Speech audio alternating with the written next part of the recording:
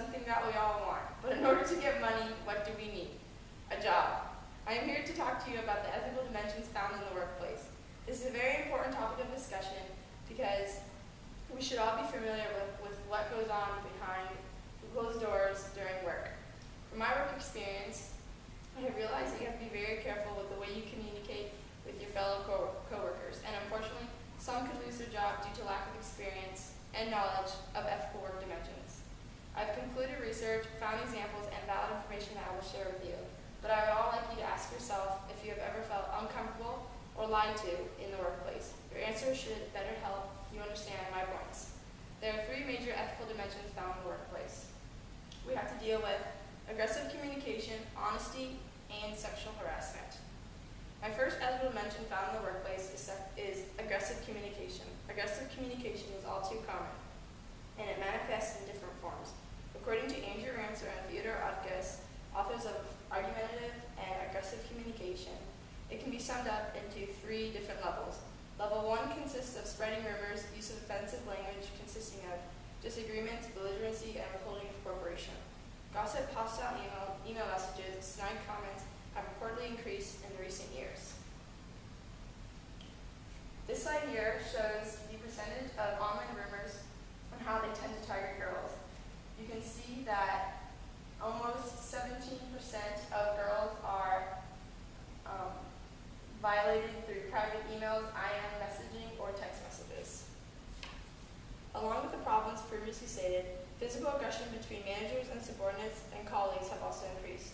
With level 2, arguments with fellow coworkers, supervisors, and customers intensifies negative feelings that affect employees, state, or being. Rancer and Ottges confirm that the effect of argumentative and aggressive communication in the workplace is well documented, yet still needs to focus on relational problems that result from verbal aggressive encounters.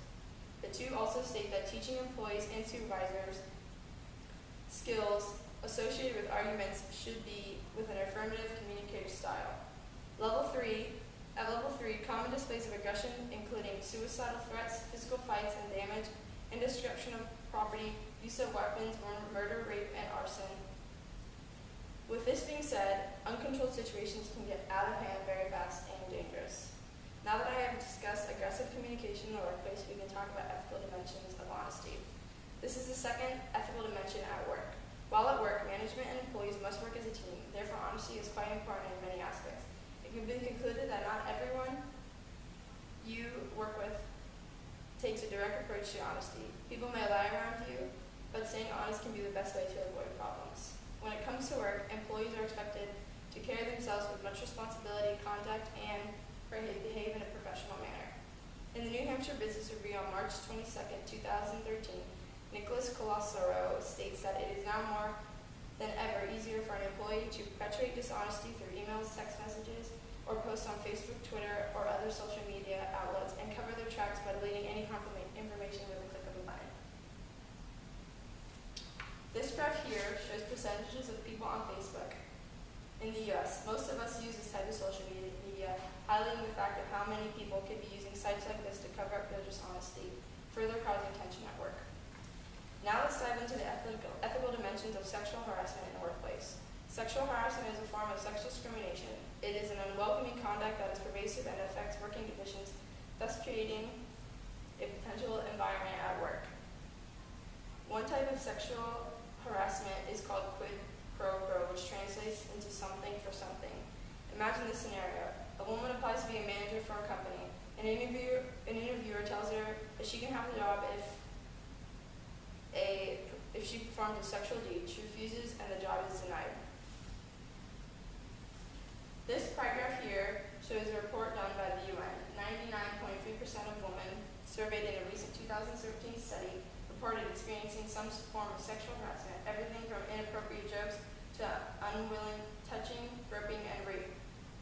To get amenities such as job promotions, pay increases, better working hours, or any other work benefit, an unwilling employee can easily fall into these statistics.